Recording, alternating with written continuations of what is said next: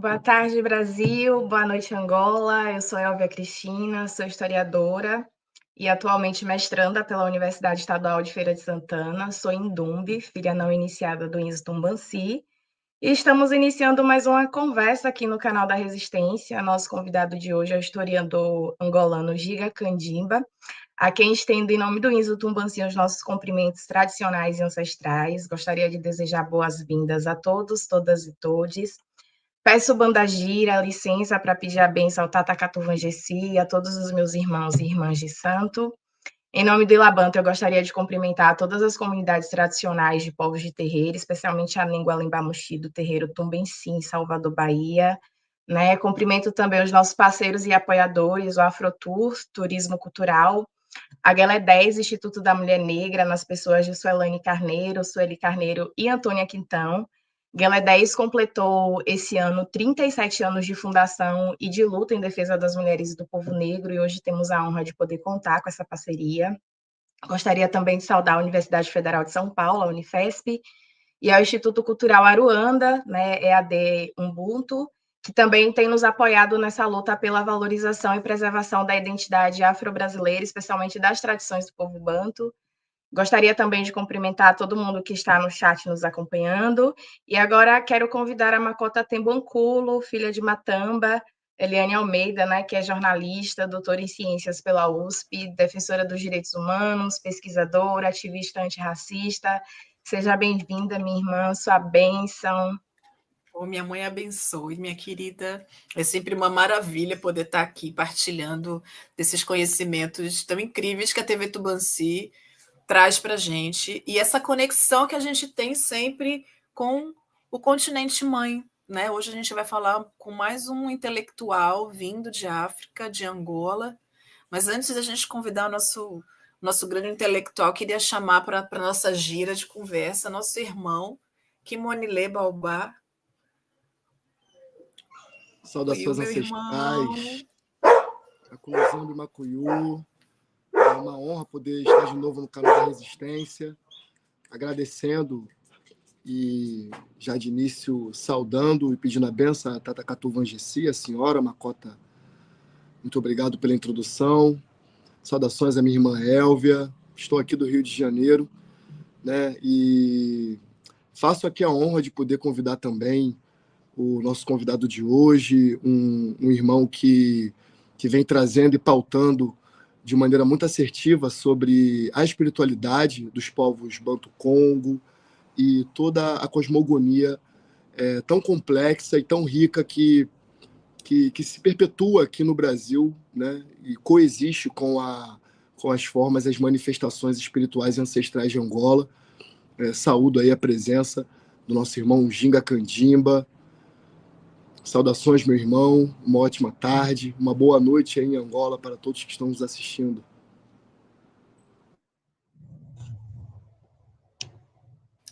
Gostaria de chamar aqui para essa gira também nosso Tata Catuvangeci, Macuyu, pai, para essa gira girar bem bonita. Kumbela simila gungada embela com abandone. Kumbela simila gungada embela com abandone. Kumbela simila gungada embela com abandone. Kumbela simila gungada embela com abandone. Boa tarde a todas e todos. Boa noite, Angola. Saudações ancestrais tradicionais. Que os espíritos ancestrais nos dê força, saúde, paz, sossego e tranquilidade. Saúdo Elvia Cristina, de Feira de Santana, a princesa do sertão, na Bahia. Saudando também a entrada dos povos africanos pelo porto de Santos, no litoral sul paulista, saudando a Makota Moana Tembunculo, Eliane Almeida, brilhante professora, doutora, né? E saudando também o nosso Maganza Kimonile Baobá, que além de ser uma pessoa reafricanizada, também reafricanizada e reafricaniza a capoeira, o movimento de capoeira, não só a partir do Rio de Janeiro, mas em todo o Brasil. E, em nome de todas vocês, eu saúdo os povos e comunidades tradicionais de matriz africana, de terreiros de candomblé do nosso território, e saudando também os nossos irmãos e irmãs africanos em Angola e como em toda a África Central. Saudando o nosso irmão Ginga Kandimba, que está aqui conosco. Ele teve uma queda na sua conexão, mas a gente já estamos aqui fazendo todo o esforço de tê-lo aqui conosco. E enquanto o nosso Ginga Kandimba não ainda tentar se reconectar, nós vamos aqui já começar o nosso diálogo, nossa conversa pelo canal da Resistente TV do Mansi. E começando já pela a nossa Makota Tembo Nkulo, para fazer as suas considerações, embora já tenha feito, mas nós queremos ouvir mais, sempre mais. Hoje a gente começa o programa pensando muito nessa questão das nossas ancestralidades e da nossa religiosidade. E nos bastidores, e aí eu vou provocar meu Tata Canto Vangici com todo respeito, porque falávamos sobre a questão de religião e que, na verdade, o que a gente vive são tradições culturais relacionadas aos povos, que são oriundas de África. E o Tato explicava para a gente justamente por que a gente precisa entender que o que acontece num terreiro não é religião, mas sim a manutenção da nossa cultura, que é oriunda de África. Mas o Tata falando disso é mais didático. O senhor pode falar para a gente, por favor, Tata? Sim, é uma pergunta até importante, pertinente. Eu sou daqueles que sempre vivi com essa coisa que nos foi imposta de religião, de religare, né? Eu entendo que, embora sendo uma imposição das religiões dominantes, eu penso que nós não trabalhamos e não estamos numa cultura religiosa, e sim numa cultura espiritual e ancestral. Né? Eu tenho que ser muito didático, como disse a Makota, em dizer que nós não temos que nos religar a nada, porque nós já nascemos ligados e conectados com a nossa própria espiritualidade e ancestralidade.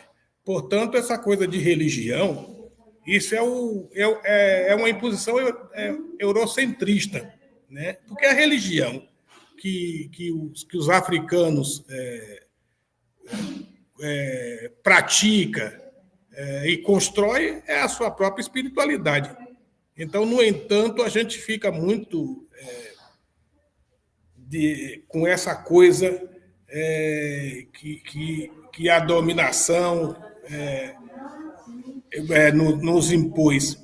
Então, portanto, devemos nos afastar dessa coisa do religare, de religião. Nós somos, sim, Makota, Moana Tembo Nkulo, nós somos uma cultura espiritual e ancestral, e não essa coisa de religião, de religar, porque nós já nascemos ligados com a nossa própria espiritualidade e ancestralidade.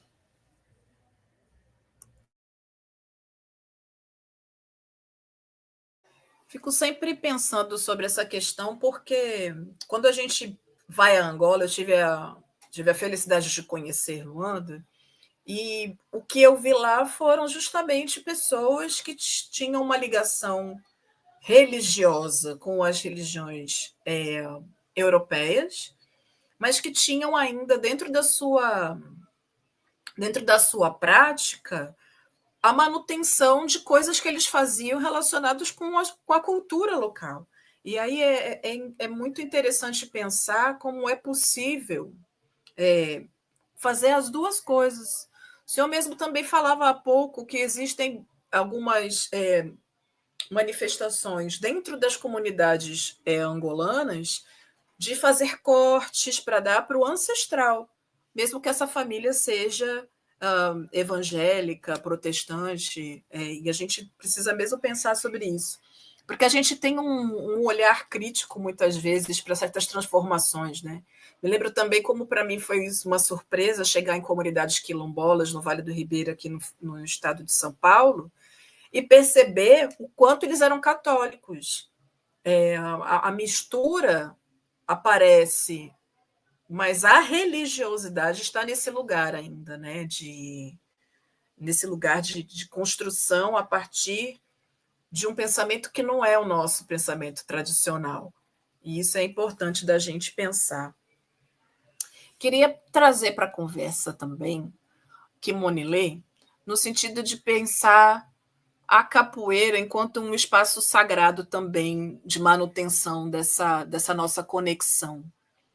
Fico pensando quando a gente para olhar para a capoeira, principalmente os dois movimentos principais da capoeira, né? A capoeira Angola e a capoeira regional, em que sentido tanto uma quanto a outra, e a diferença, se você puder explicar para aqueles que não conhecem essa diferença, como é que ela entra nesse lugar do sagrado também, dessa manutenção de cultura, sem esse religare que o Tata Katuvangici está fazendo a crítica. Muito bem, irmã. A capoeira Angola, que é a capoeira a qual eu sou iniciado, ela vai compartilhar na sua experiência. Quando eu digo a experiência da capoeira, é a capoeira enquanto uma entidade que necessita de um corpo para que ela possa se manifestar capoeira. E que esse movimento, ele se dá de uma forma iniciática também. Ou seja, aquela pessoa que primeiro tem uma curiosidade nos aspectos da luta, da autodefesa, e que, quando é batizado em algumas tradições, né, da capoeira, ou como a gente chama no coletivo ao qual faço parte da Cubata Angola, que é um coletivo negro de capoeiristas, coordenado pelo mestre Célio Gomes, do Grupo Aluandê, um mestre que foi iniciado na capoeira pelo mestre Cobra Mansa, e esse, por sua vez, mestre Moraes, mestre João Grande, mestre Pachinha, e que encontra sua culminância com o ex-escravizado Benedito, né, em Salvador, Bahia. E como isso se desenha numa cosmogonia, ou seja, uma percepção, uma visão de mundo que compartilha de tradições, de disciplinas, do respeito, ou seja, um corpo ético que determina um modo cultural. E aí a provocação colocada pela senhora nos faz questionar principalmente o modo ocidental de como as coisas são colocadas, as instituições ocidentais são colocadas, né? A provocação aqui quanto à religião. Se a gente for perceber a religião como esse corpo coletivo que ascende culturalmente e espiritualmente, ou seja, afirma uma cultura para uma elevação coletiva, isso já se dá em África há milhares de anos atrás e não é reconhecido, né, por esses mesmos aportes culturais eurocêntricos. Então, a Capoeira Angola, ela é uma instituição africana, brasileira e indígena, que, assim como o mestre Pachinha dizia, compartilha, é da mesma parte, como ele diz nos seus manuscritos, do candomblé, do batuque, do samba de roda e das manifestações caboclas do Brasil. Então, a Capoeira Angola, a capoeira em si, ela é uma instituição, como diz alguns intelectuais, de não esquecimento e de preservação desses aportes culturais.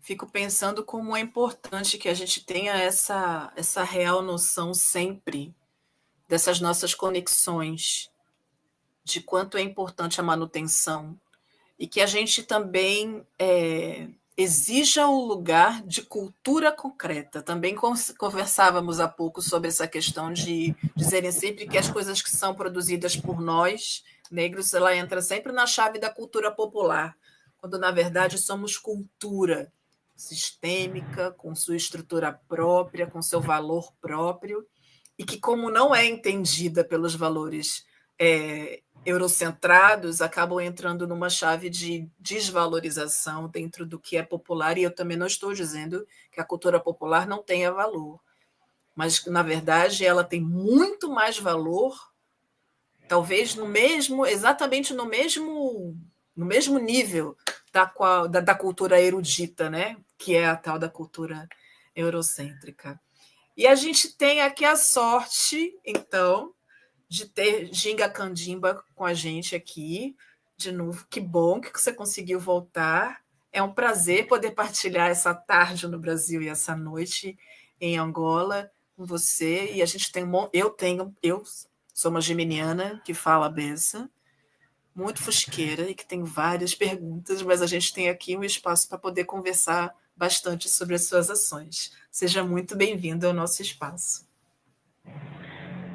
Muito obrigado pelo convite, né? Agradeço a todos que estão no painel e pela paciência, porque infelizmente acabei caindo e tendo alguns problemas na rede, mas tive que consertar aqui rápido e assim então consegui entrar. Bom, pessoal, eu sou Ginga Candimba, sou angolano, vivo em Luanda e sou um pesquisador sobre a cultura, ancestralidade africana, ok? Dentro da visão antropológica, mas toda ela se resume àquilo que é a perspectiva africana. Né? No termo mais comum, aqui nós usamos afrocêntrico, ou seja, conta a história a partir da própria África, seja no ponto de vista mitológico, no ponto de vista histórico, no ponto de vista religioso e no ponto de vista geográfico, no ponto de vista biológico. Né? Então, é este pensamento que eu apresento e eu trago na minha página, né, do YouTube. Eu também apresento os meus conteúdos. E fui convidado hoje aqui nesta o meu maravilhoso canal para falarmos um pouco sobre a ancestralidade no ponto de vista africano, né? Direito de um próprio africano que vive em África, repito, em Angola. Então, é mais ou menos isso que eu estou aqui a dizer. Repito. Não repito, mas acrescento que também sou um artista plástico, né? E faço peças de obra de arte. E continuando no ponto de vista africano. Então, mais ou menos isso aí que eu tenho a falar um pouco sobre mim e vamos dar sequência da conversa.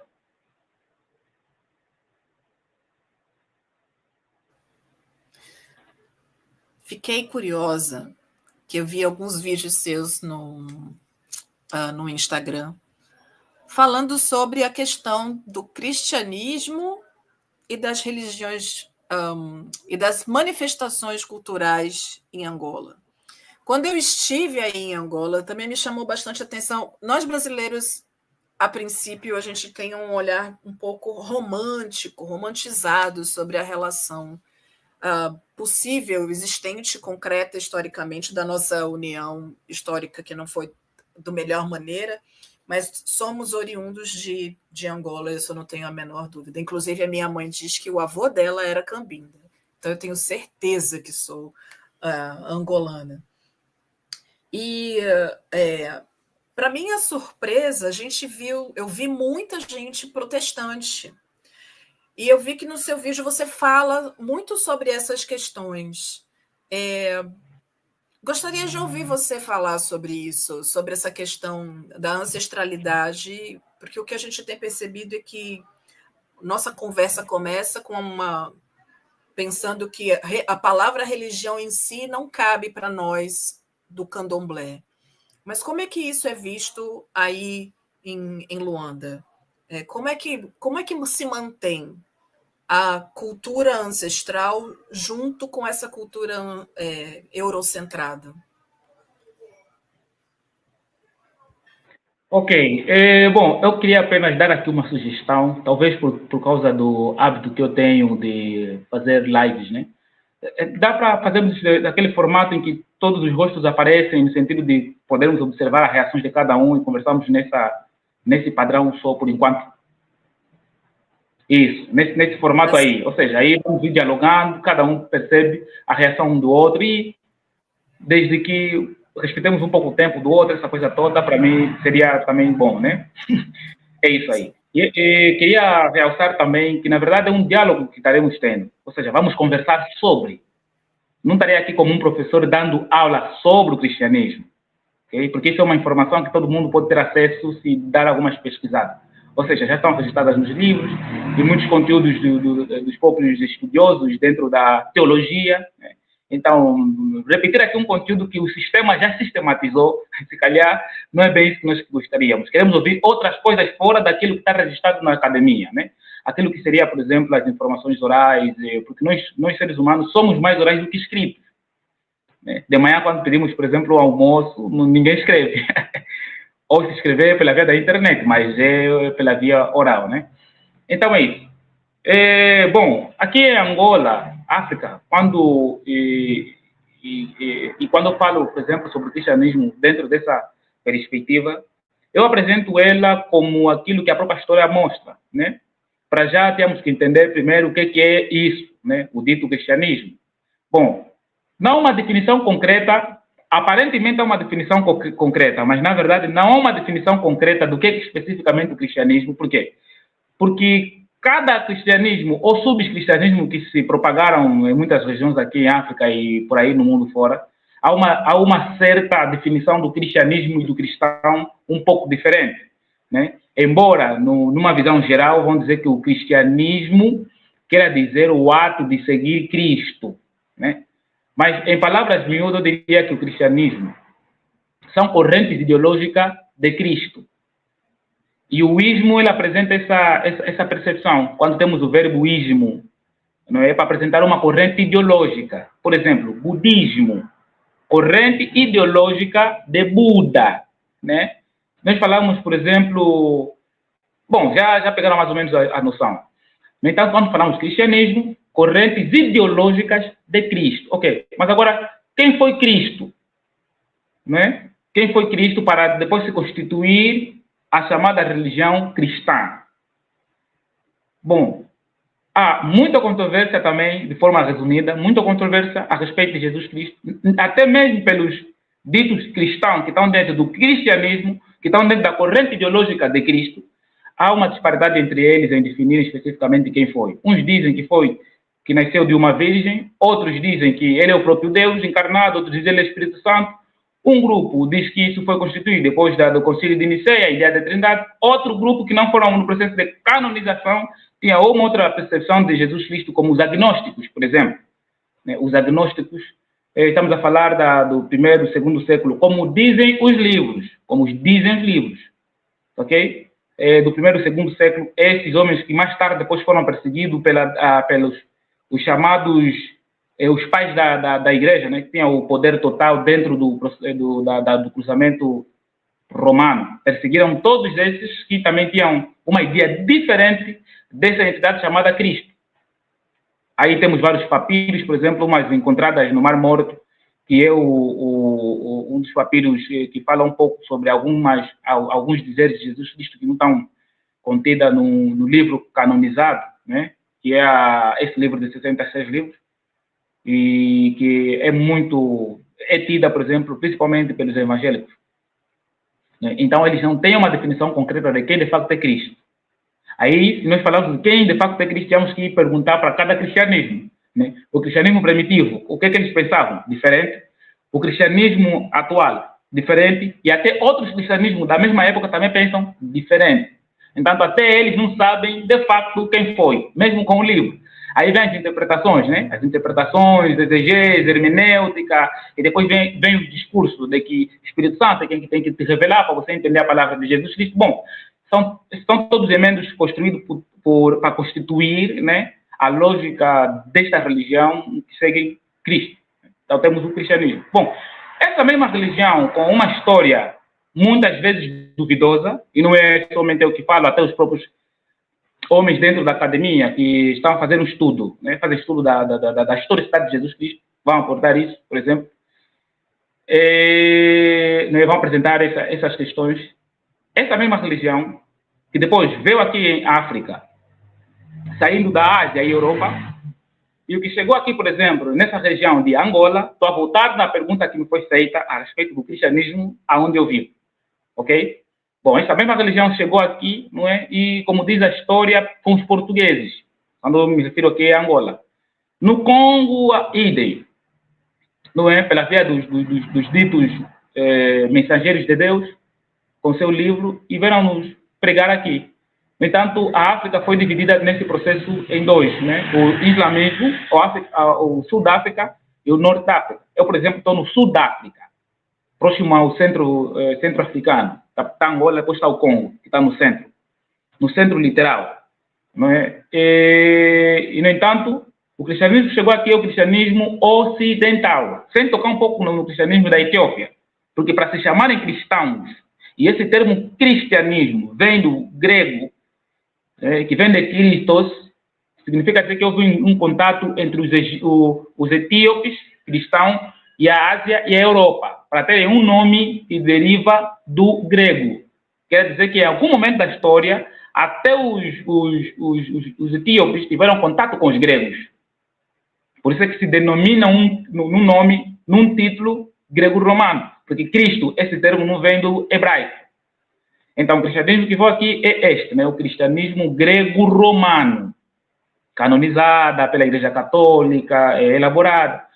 Daí, então, se propagou no nosso território pelas forças ocidentais, né? Processo de guerras, colonização, escravidão, imposição e mudança das educações ideológicas dos povos africanos, propriamente, através da guerra, como já havia dito. Daí, então, essa religião começou a se propagar aqui como única verdade, não é, sobre Deus, sobre divindades e sobre questões de salvação. Daí, então, o povo angolano, aqui nessa região, se tornou cristão, ok? Se tornou cristã. E esse cristianismo, ou essa igreja, se mantém até hoje, até nos dias de hoje. Apesar das independências, a expulsação do poder colonial, ainda mantemos aqui algumas ideologias ocidental, ou pelo menos o cristianismo na perspectiva ocidental. Mas é preciso também ser sincero dizer aqui que parte daquilo que é o cristianismo em Angola está a ser um cristianismo meio que da Nigéria e muito mais do estilo brasileiro. Vocês acreditam que tem angolanos aqui que nunca pisaram no Brasil, mas pregam igual a um brasileiro? Né? Porque está tendo muito contato entre o cristianismo brasileiro, né? no estilo brasileiro, em Angola. Né? Por exemplo, a teoria da prosperidade, muito mais, falar em línguas, foi muito promovido pelo cristianismo do Brasil. Né? Temos tido muito contato aqui. Eu acho que vocês ouviram a história que aconteceu da igreja, como é que é? Eu acho que é a Igreja Universal, aqui em Angola. Né? Igreja o Universal. Dilema que deu. Isso, Sim. Bom, exatamente. Só para terem mais ou menos a noção do impacto que o cristianismo, na perspectiva brasileira, tem em Angola. É muito mesmo. Porque o cristianismo, na perspectiva portuguesa, não é igual na perspectiva brasileira. Na perspectiva brasileira é muito, muito mais religioso, né, que eu diria, tipo, num nível de fanatismo, que nem aqui em Angola, né, que parece que o cristianismo é o último grau do conhecimento, né, que não se permite, por exemplo, analisar outros pontos de vista. Já o cristianismo dos portugueses lá nem é assim, porque para eles a última palavra não é da religião, nem é da Bíblia, é aquilo que tem lógica que pode ser testado, já que em Angola, não. A palavra verdadeira é aquilo que foi dita pela igreja ou pelo menos citada pela Bíblia. Não pelo aquele que disse e conseguiu comprovar. Não. É pelo que está escrito. Então, esse nível do cristianismo é o que se propaga aqui no nosso território. Né, de forma resumida, é isso que eu tenho a dizer um pouco sobre o cristianismo em Angola.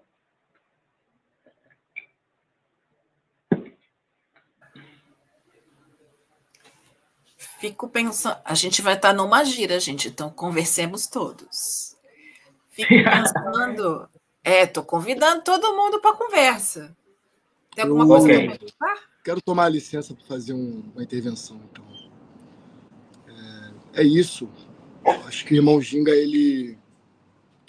que ele traz aqui para a gente é um acúmulo que não está escrito, não está colocado e muito menos interessado ao que o Ocidente prega na sua cosmovisão, né? Uma cosmovisão de dominação e onde a espiritualidade, em sua essência, ela não é um valor. Não vou me estender quanto a uma crítica quanto a isso, mas mais para poder tirar uma dúvida com o irmão Ginga, acompanhando seus vídeos e o posicionamento que ele tem sobre a espiritualidade africana, que eu acho que o irmão traz até de maneira bem didática, né? Tem um vídeo maravilhoso que o irmão fala sobre Beth Israel, uma percepção sobre o avançar, né? Ou a soberania do povo negro enquanto os primeiros hebreus, ou aqueles que são de fato os verdadeiros judeus, vamos dizer assim. Mas aí o questionamento, irmão Ginga, vem quanto a essas correntes, que são correntes africanas, cristãs, né, que nascem ali com o antonismo, com o Mama Kimpavita, ainda no século XVII, ou seja, uma luta ancestral que os nossos mais velhos já empreendiam em plena colonização para disputar uma narrativa. O senhor acha que é uma disputa de uma narrativa sobre o cristianismo ou mesmo uma revelação que depois confluenciou na origem do quimbanguismo, do tocoísmo e essas correntes cristãs que são inerentes da espiritualidade cristã de Angola? Ou eu faço alguma confusão aqui? Ok. Bom, é preciso fazer o pessoal entender quando nós estamos a falar sobre o quimbanguismo e o tocoísmo, né? Para o público que está aqui a acompanhar, às vezes não tem poucas noções a respeito disso. O quimbanguismo é a corrente ideológica religiosa do Mvuluzu Kimbangu, que é um homem dentro da visão quimbanguista e não só, também da visão mpadista, o primeiro salvador africano, que depois tem o segundo salvador, porque o conceito de salvador não se resume só ao conceito de salvador para te levar para os céus, mas é para te mostrar o caminho que clamaram os teus antepassados, de onde o teu espírito veio e de onde o teu espírito volta, né? Então, Kimbangu é tido como um dos salvadores, ou um dos cristos africanos, uma vez que o termo Cristo significa um iluminado, né? Um ungido, não é um nome, é um título, que foi atribuído a milhares de pessoas, e aqui em África já temos milhares de Cristos. Um deles, por exemplo, que eu estou a citar aqui, Mvuluzu Kimbangu.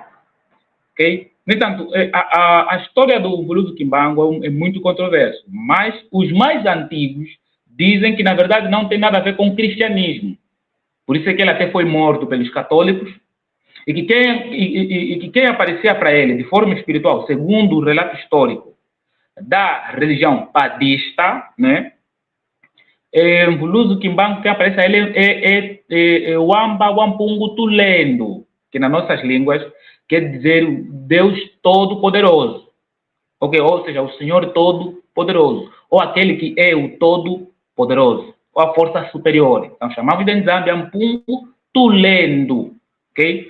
Então vamos dizer que é esse espírito que apareceu aos nossos antepassados, dizendo que eu sou o Deus dos vossos avós, e que tenho ouvido o clamor do meu povo, e que o povo das trevas, é assim que o termo foi usado, okay? O povo das trevas, ou os povos de outra terra, povos de outro mundo, vamos usar aqui o contexto de mundo no sentido do lugar onde você vive, não mundo, um planeta, né? Portanto, num outro lugar, é aí onde é o teu mundo. Vieram e humilharam, massacraram, pisaram e desviaram o meu povo dos caminhos de orientação que deixei aos vossos antepassados. No entanto, eu estou a levantar você, Mvuluzu Kimbangu, para libertar o meu povo, né? É muito relato nessa perspectiva que vai se encontrar a respeito da África. não é? Vai-se dizer que ele foi morto muitas vezes pelo Império Belga, né? Que foi amarrado, foi cortejado, jogaram na água, no aço, e não conseguiam matar ele. Né? Até que ele concluiu o seu trabalho e deixou as profecias, né? Onde ele disse que nessas profecias vai dizer, que está ainda escrito, e por acaso o quimbanguismo, o padismo tem esses documentos, principalmente o quimbanguismo, dos relatos do glorioso Quimbango, das últimas palavras, quando ele disse que eles vão eliminar o meu corpo, mas não vão eliminar o meu espírito, e que eu continuarei a lutar de geração em geração para libertar o meu povo, e que a terceira, né, ou os filhos que virão depois, que vão começar a entender a luta dos seus avós, né? E que, por exemplo, a Europa irá pagar pelo mal que fez e faz em África, não é? E que os filhos africanos que lutarão para ir na Europa, por causa da comida, por causa dos bem-estar, muitos deles, quando as catástrofes começarem a atingir a Europa, nem vão conseguir voltar nas suas terras. São muitas coisas que o glorioso Quimbango vai dizer aí. Okay. No processo da história, então, tem algumas versões, por causa do cruzamento do católico, os católicos perseguiam, né, onde entra o quimbanguismo na perspectiva cristã, aonde, porque o primeiro relato é numa visão padista, okay, que é um pouco mais antigo, porque o Buluzu Quimbango e Simão Mpadi andaram juntos, okay? Andaram juntos. Mas o quimbanguismo, por exemplo, não conta muito sobre o Buluzu Quimbango, é mais o padismo. Então vamos trazer essa narrativa de que o que se revelou para o Quimbango é o Jesus Cristo, o mesmo Jesus Cristo que o branco trouxe e orientou e ensinou como Deus Pai, Deus Filho e do Espírito Santo. Daí então foram permitidos, tem o quimbanguismo, não é? Que é um pouco da mistura do cristianismo. Na verdade, é um sincretismo. É um sincretismo que fizeram da história do glorioso Quimbango, dito como quem recebeu o Espírito Santo de Jesus Cristo, essa coisa toda, e abriram igreja, e usam o mesmo livro, a mesma Bíblia colonial, para orientar o povo. É o sincretismo. Daí você tem, então, na verdade, dois quimbanguismos, duas visões do glorioso Quimbango. Do quimbanguismo e do umpadismo.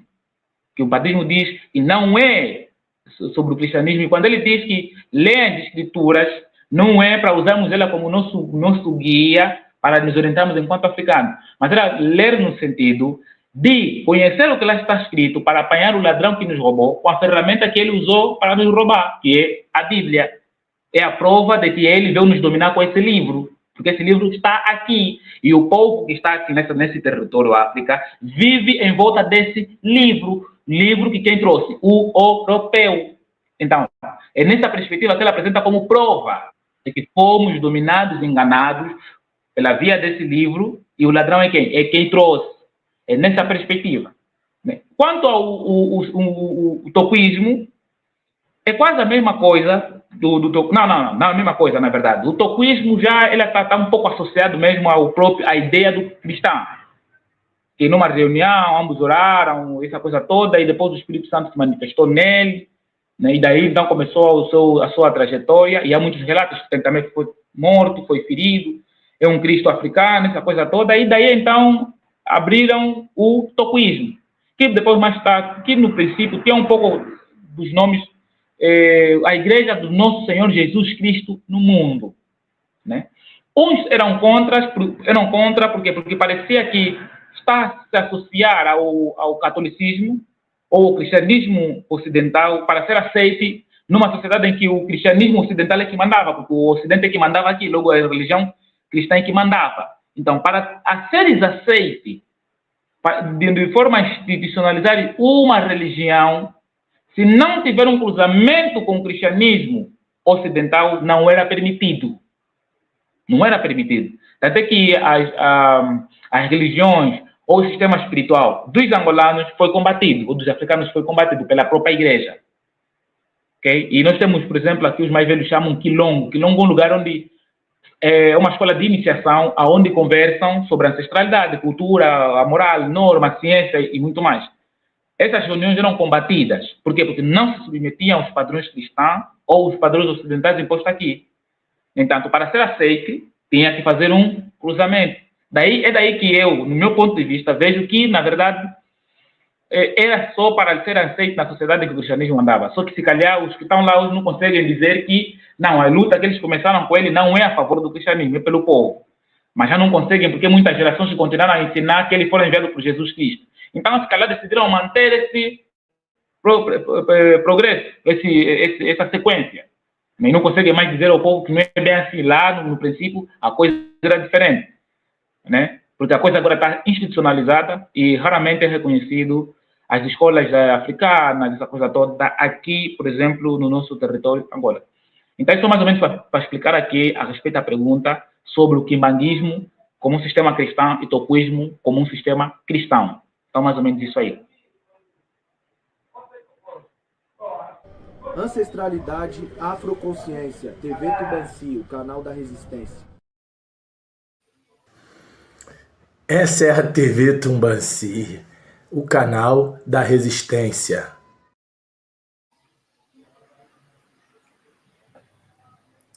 Esses são alguns dos nossos irmãos, né?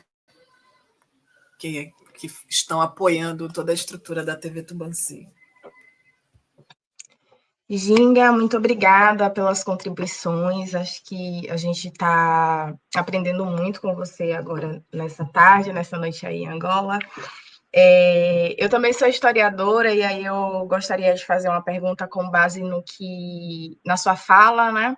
Mas principalmente de algo que você falou e chamou minha atenção quando você disse que existem muitos angolanos que nunca estiveram no Brasil, mas pregam como brasileiros. Atualmente, a minha pesquisa de mestrado, eu estou trabalhando com o avanço do pentecostalismo no sertão da Bahia, como é que esse pentecostalismo chegou numa comunidade chamada Cabeça do Boi e foi responsável pelo apagamento de práticas religiosas ancestrais de tradição africana.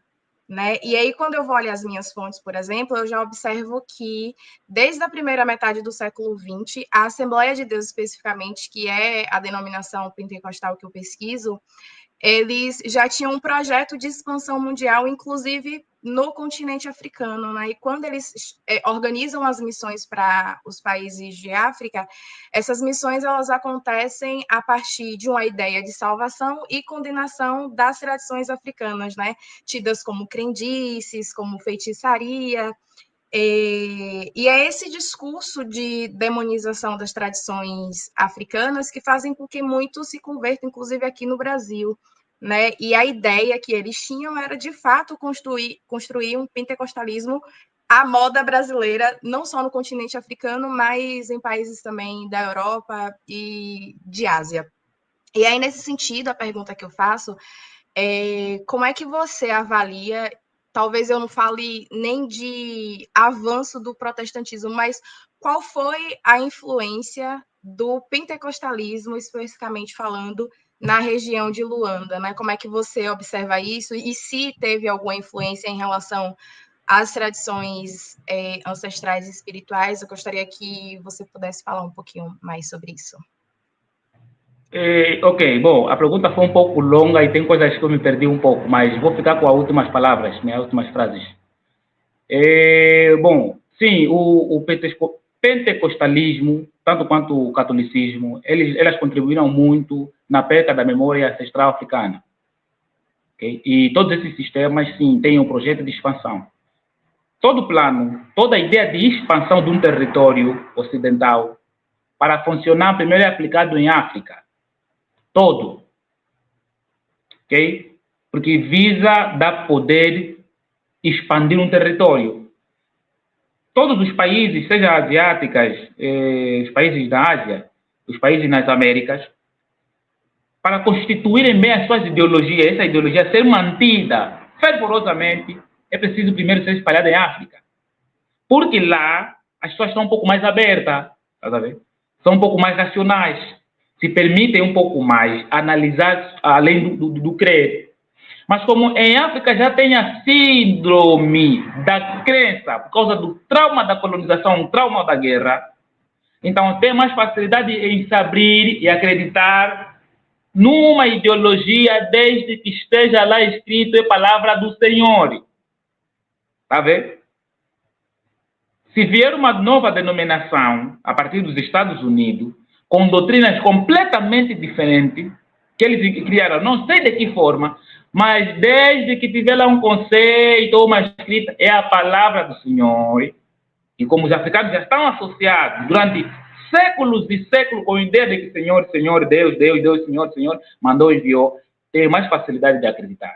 Seja em Luanda, quanto nas províncias, quer dizer, Luanda também é província, seja em outras províncias fora de Luanda.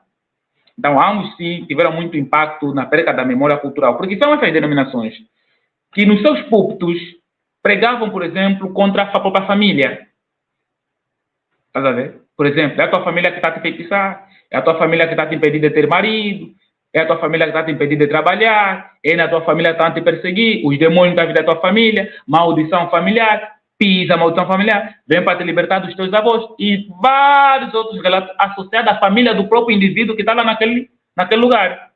Todas as culpas dentro dessas denominações eram atribuídas não a tal Satanás que eles relatam no livro, mas à própria família, tua família. Não estás a conseguir marido porque é tua família. Até hoje temos visto isso. E depois vem aí o discurso da prosperidade. No entanto, isso começou a fazer com que muitos de nós tivéssemos abandonado muitas coisas. Até mesmo sobre o conhecimento medicinal, muitos pastores pentecostais, nos seus templos, falavam contra que uma folha, uma raiz é coisa de feitiçaria. E que se você crê, não precisa usar nenhuma folha como chá para te tratar. Crê somente em Jesus, cai de joelho. E milhares de pessoas morreram, infelizmente, nesse processo. Até hoje. Porque a pessoa que acredita até que o paludismo que tem, vocês chamam, por exemplo, um dengue, tem que ser, vai se curar com jejum e oração na igreja. Hoje, essas igrejas que estamos aqui a falar. Então, o impacto que ela teve na sociedade. Nós já estávamos um pouco fechados na ideia de questionar a informação. O povo africano estava muito mais aberto em acreditar por causa do nível de sofrimento e, infelizmente, pouco acesso a certas informações a respeito deste assunto que eles estavam a trazer, ou que estavam a trazer. E como o nosso povo é muito humilde, muito acolhedor, acaba recebendo com o coração aberto, quando na verdade é um sistema para domínio. Porque depois começa a gerar gerar economia, gerar receita, essa receita toda volta lá aonde estava o projeto. Qual projeto? Esse projeto denominacional. Então ele teve este impacto. Bom, há uns que dizem que deu um impacto positivo quando começou a abrir escolas, quando começou a abrir orfanatos. Uns dizem isso. Mas, bom, quem analisa até aqui é porque não entendeu a profundidade do que aconteceu com os africanos. Quem diz isso, que a igreja tem ajudado muito a África no desenvolvimento, essa coisa toda, é porque não entende o que está acontecendo por trás. Por quê? Imagina que eu vou no teu território, vou na tua casa, vos encontro tranquilamente bem. Mas quando eu digo que vos encontrei bem na vossa casa, não estou a dizer que vos encontrei perfeitamente bem, em que às vezes vocês não se complicavam. Estou a dizer que vos encontrei bem, em paz, do vosso jeito. Ok? Chego lá, massacro parte daquele povo ou daquela família, escravizo os seus filhos, e digo que é a vontade de Deus e que eles têm que obedecer às minhas regras e que têm que viver segundo a minha vontade. Desestruturo a família, no conceito daquele povo, em que estão unidos, porque nós temos o conceito de família Ubuntu, que é a família mais importante, a parte mais importante da riqueza humana para nós é a família, é a herança genética, e não os bens materiais. Não é? Divido essa família com ideias de Deus, da minha religião, da minha crença, e lhes faço acreditar que quem não obedecer isso é contra Deus, e os que estão a obedecer não andem com aqueles que não estão a obedecer, porque é julgo desigual.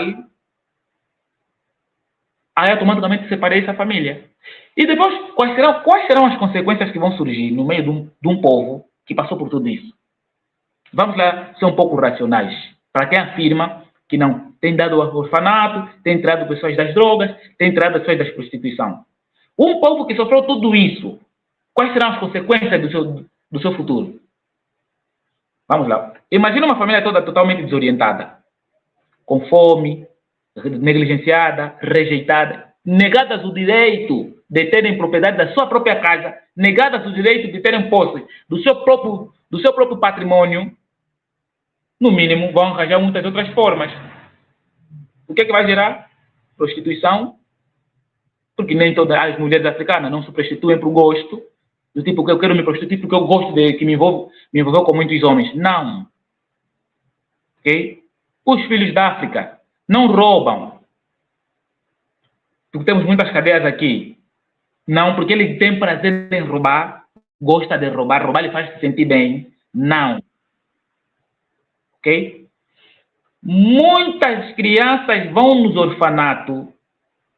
Não é que quem nos trouxe essa solução de resolver os problemas das crianças que vivem na rua foi essas igrejas que dizem que estão a abrir orfanato e estão a beneficiar a nossa sociedade. Não. Por ele ter destruído a estrutura desse povo, o conceito de família, começou a surgir órfão. Porque a família se destruiu. Quem é que vai cuidar mais dessa criança? Ninguém. Começou a surgir o quê? Falta de controle dentro da comunidade. As crianças começaram a se tornar rebeldes. Por quê? Porque quando essa mesma criança vai na igreja, lhe ensinam que só deve obedecer à voz do pastor, ele começa a confrontar o pai dele, que não é da igreja dele. Lhe confronta. Essa criança se tornou que malandra contra a própria família. Porque ele não vai aceitar se submeter à ordem do pai dele, porque ele acredita agora que está com Deus, lhe batizaram numa igreja, onde o pastor era um branco, português, um católico, um padre. Daí, então, a última palavra teria que ser daquele pastor. Tudo que o pai dizer que for contra, o filho preferia ir contra o pai do que contra o sistema religioso que lhe orientou. Logo começou a haver divisão. Muitas crianças começaram a ir parar na rua. E outra coisa, a guerra provocada pelas forças ocidentais desorientou o povo. Ok? E esse espalhado território, muitas famílias se perderam. Então, começou a surgir muitas crianças sem famílias, crianças vivendo na rua. E que o único lugar que nos permitia, não é, supostamente nos reorientar, era o quê? Era a base militar cristã. Eu chamo assim base militar cristã, porque esta é uma missão. Missão católica, missão evangélica. Se é missão, são missionários. Mas não são missionários de Jesus Cristo, são missionários do sistema ocidental, de um livro elaborado pelo Ocidente, extraído um pouco da Ásia. Essa é a missão dele. Ou seja, são missionários romanos de forma inconsciente, para dar a continuidade do Império Europeu. Porque todo lugar onde o cristianismo predomina, a Europa tem influência. Isso é estatística. Aqui em África, no sul da África, a Europa domina, mais do que no norte da África. Por quê? Porque aqui o cristianismo é completamente profundo. E esse cristianismo aqui é ocidental. No entanto, começaram a surgir os órfãos, as prostitutas e muito mais. Dali vem a igreja, como a senhora santa, que não sabe de nada, não é? Que não provocou nada, não é? Que não criou nenhuma desavença no meio da família africana, a boazinha, a santa, que tem tanto amor, tanto carinho, que quer viver tão bem próximo de Jesus no céu e voar. Lá vem a igreja e, pela misericórdia do Senhor Jesus Cristo no coração deles, porque para eles sentirem misericórdia de alguém, tem que sentir Jesus. Se não sentir, parece que não sentem amor, né? Daí então decidiram abrir orfanato para pôr as crianças, não é, dos pretos que sofreram uma guerra de geração a geração pela via da religião cristã.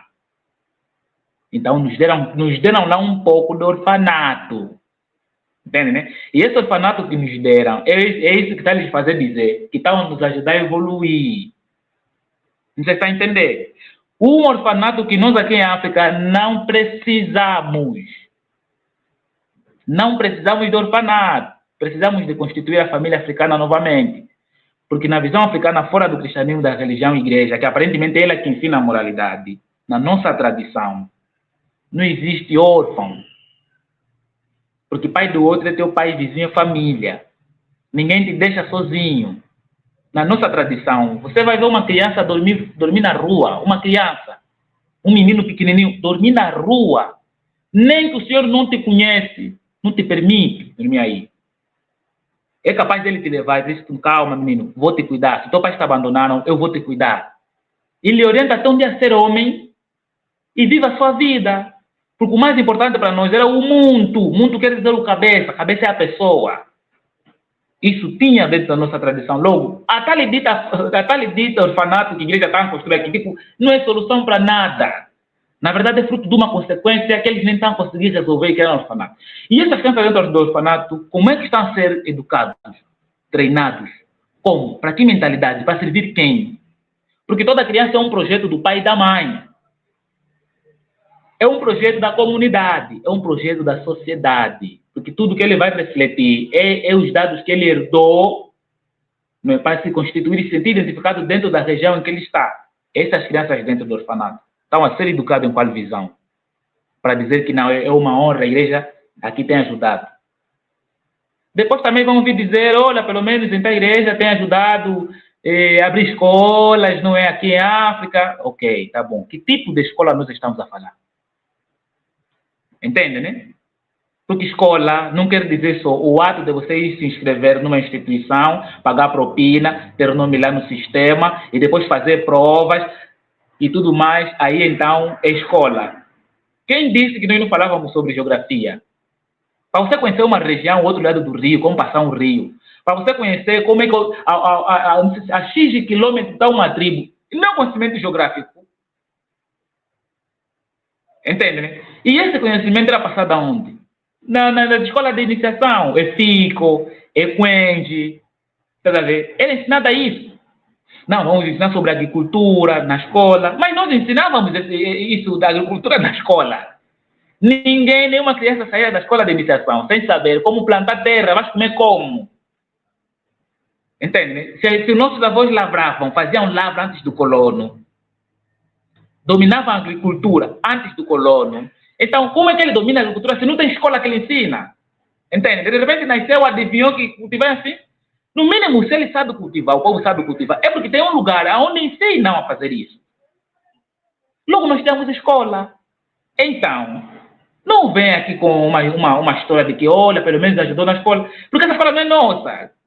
Entende, né? Não é nossa. Não quer dizer que não existem coisas boas na escola que estamos aqui a apresentar, porque o conhecimento acadêmico, ou o conhecimento de livros, ou o conhecimento da realidade, ou o conhecimento científico, não é um produto de uma igreja, não é um produto de um povo. O entendimento geográfico não é que esse conhecimento é do branco, da escola do branco, não. O conhecimento gastronômico, estamos a falar da alimentação, não é que nós começamos a aprender isso na escola que estamos indo agora. Porque essa escola que nós temos é uma escola que nos ensina a ser servo. Entende, né? Ela nos ensina a ser bom funcionário. Vai sair da faculdade, vão te dar o teu canudo, teu currículo, vai se procurar emprego. Quem procura emprego é empregado. E ser empregado quer dizer que é empregado de alguém. Logo, você estudou durante anos para trabalhar para quem? Para um senhor que se calhar investiu, tem posse, vai usar todo o teu conhecimento para lhe tornar mais rico, porque é assim que a escola funciona, para te tornar um bom funcionário. E eu costumo ver, por exemplo, muitos conteúdos dos irmãos brasileiros que tragam essa desconstrução, de que não é só pela via da escola, você não pode estudar para trabalhar com os outros, tem que estudar para o teu próprio benefício e investir isso no teu próprio projeto. Por que é que o Brasil está começando a se despertar nisso? Porque entenderam o jogo da escola, entenderam? Pelo menos são alguns conteúdos que eu vejo, ok? Talvez nem todos sabem disso. Mas a maioria dos conteúdos que eu vejo, eu percebo que os brasileiros já estão a entender nesse nível. Que, na verdade, o sistema, ou a matrix, ou o padrão de domínio mental não é só a igreja. A escola também é uma. São dois projetos. Escola e igreja. A escola para te tornar um bom funcionário, a igreja para te tornar manso. Entende? Né? Manso que não se revolta. Então, são mais ou menos essas questões. Logo, a igreja aqui não ajudou em nada. E se ajudou, não quer dizer, isso não significa nada, porque nós também ajudamos a Europa. Então, a ideia de que ela ajudou, no momento quando as pessoas dizem que a igreja tem ajudado no desenvolvimento, é uma forma de te vender de forma subentendida uma dívida moral que temos que ter com a igreja, porque a igreja ajudou crianças a sair do orfanato. A igreja ajudou pessoas a saírem da prostituição. A igreja, então, temos que ter uma dívida moral com a igreja. Está entendendo? Então, eu entendo nessa visão, quando eles fazem essa narrativa, é dali que eu desconstruo.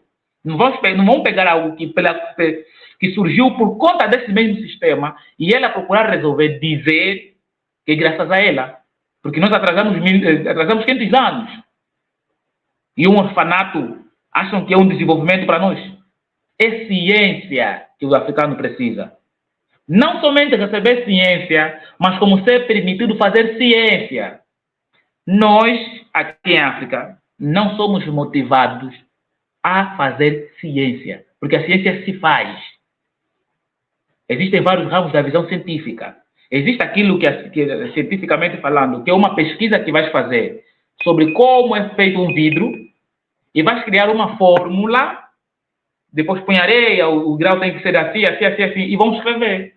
Logo, sempre que quiserem informar a outra pessoa como fazer um vidro, aí já está institucionalizado, está num livro. Ele vai pegar as mesmas regras, vai poder fazer um vidro. No entanto, nós descobrimos como fazer, então nós criamos uma ciência. Está a ver? No entanto, nós aqui em África não fomos permitidos fazer ciência. Porque tudo que nós recebemos cientificamente tem que ser aprovado pela Unesco, Europa. E vem aqui e nós só temos que aceitar, porque nós não fizemos ciência. A igreja é tão boa assim, ao ponto de querer que a África desenvolva. Por que não nos vendem livros científicos?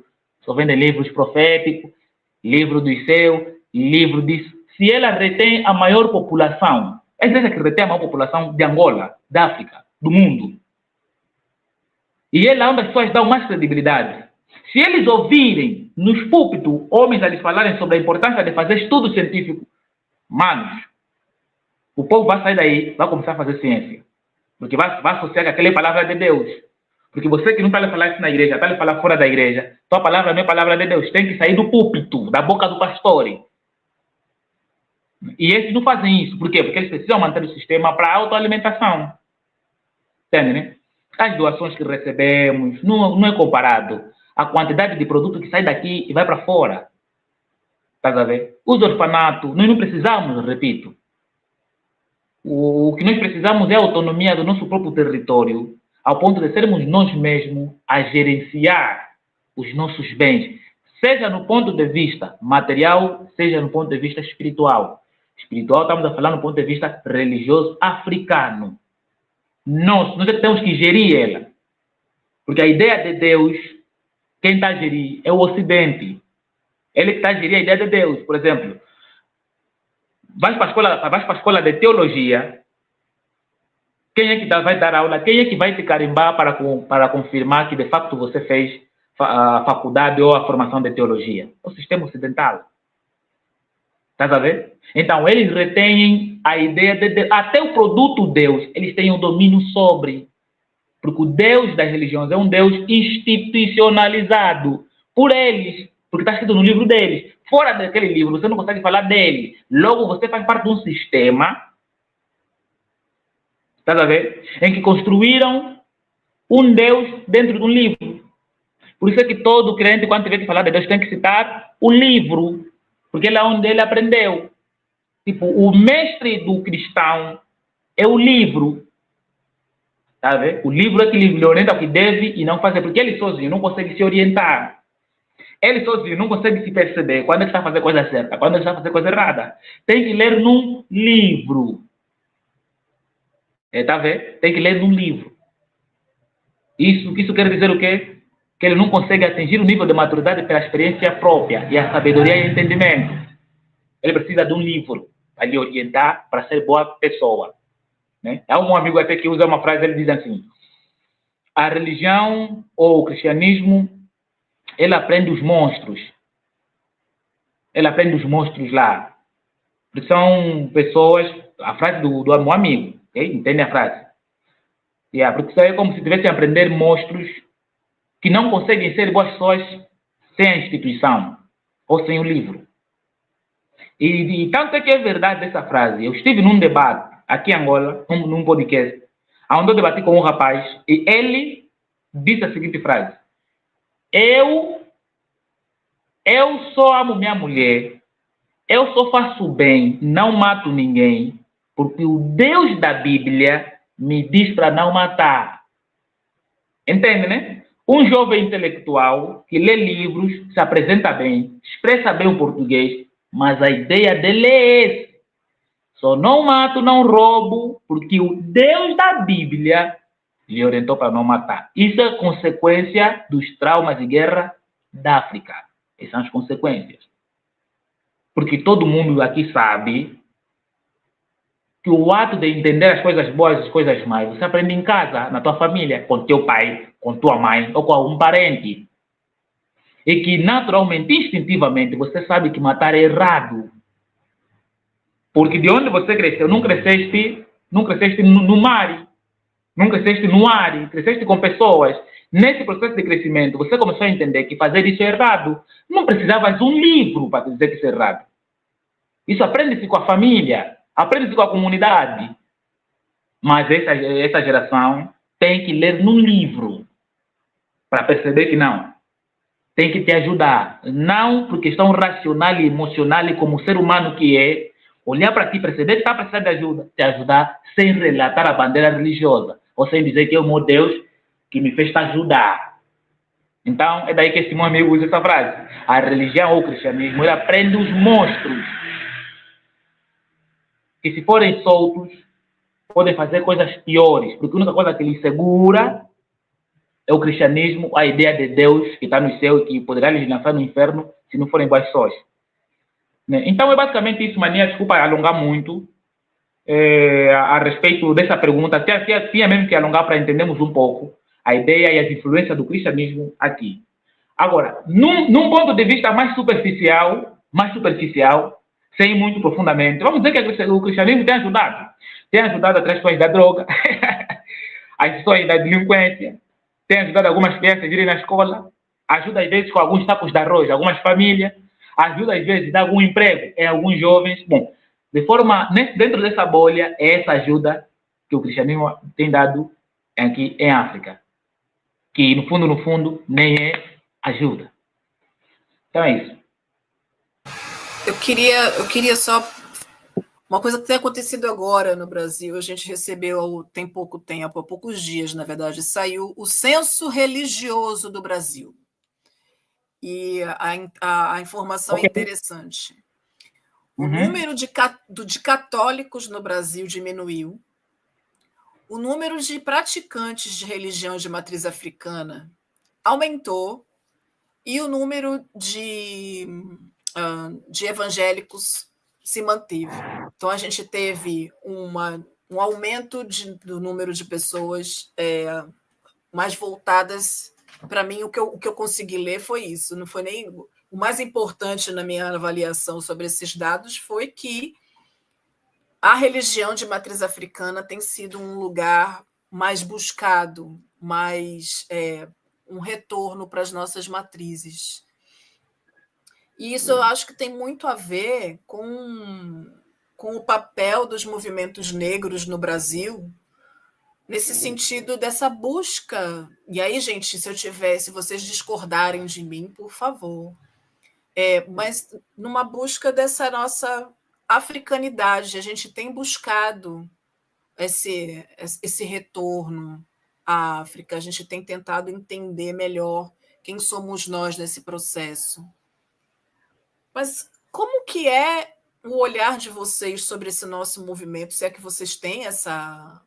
Porque é isso, a gente sabe pouco sobre o que acontece, então por isso é tão rico essas conversas com você, irmão Ginga, porque a gente tem essa conexão ancestral com Angola, mas pouco a gente sabe efetivamente do que acontece em Angola. E a gente não sabe se vocês também têm a mesma informação que a gente tem sobre o que acontece aqui. Então, o povo negro no Brasil tem se voltado para as religiões de matriz africana nessa busca de africanidade, de buscar esse lugar que nos tiraram, porque nos tiraram, inclusive, de saber de onde somos oriundos de fato. Como é aí para vocês o que acontece aqui? Vocês têm conhecimento aí? Eu sei que o Tata está sempre em Angola nesse sentido, né? Sim. Na verdade, nós não temos muito conhecimento a respeito disso, muita informação a respeito dessa estatística que acabaste de apresentar agora, né? Sobre essa questão do número. Mas aqui o número o número de igrejas tem aumentado. Mas eu queria dizer o seguinte ao pessoal religioso que está me acompanhando, porque é assim, eu, Ginga Candima, não sou religioso, mas já fui. Okay? Ou pelo menos não gosto de me enxergar como religioso. Mas não quer dizer que o religioso é uma pessoa. Porque, infelizmente, as pessoas têm uma dificuldade de compreender, não é, a pessoa da ideologia. A pessoa cristã é só pessoa, tanto boa quanto má. Não quer dizer, por ele se intitular como cristão, é uma pessoa ou não presta. Mas ele pode não prestar, porque esse é um título. Quando se chama uma pessoa, esse é um cristão. É apenas um título. É um título que traz a egrégora da ideia de ser uma pessoa. Ok? No entanto, nós não estamos a falar da pessoa cristã. Tipo, não estou a falar assim de alguém sentado no sofá que está acompanhando essa live. Não estou a falar dele. Eu estou a falar do cristianismo enquanto uma religião institucionalizada. Que cada pessoa vai ter contato lá para entender a respeito de Deus, divindades e coisas do mais.